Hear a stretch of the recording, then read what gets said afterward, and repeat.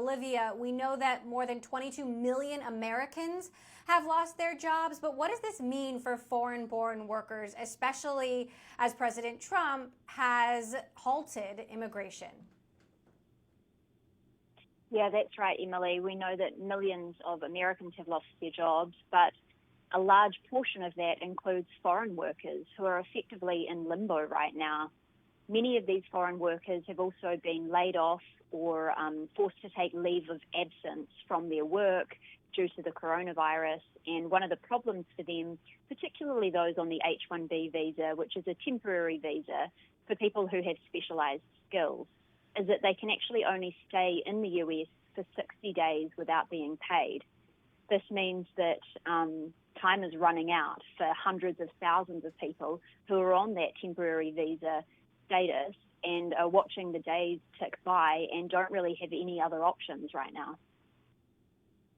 Meantime, let's take, for example, a company like Google, which has said it's going to slow hiring through the end of the year, but also employs a lot of people who have H-1B visas. You know, when faced with a choice, does that mean some of these companies might consider it more expedient to focus on cutting foreign workers, or what are their options if they want to keep these workers?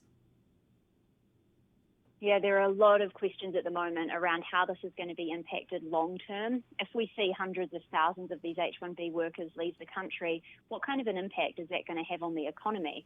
I talked to a lot of experts who said, particularly immigration lawyers actually, who were saying that they're fielding scores of calls from businesses that are really confused about what to do right now. We know that around 3/4 of H-1B workers in the US are in the technology industry. So this is overwhelmingly impacting those big tech companies.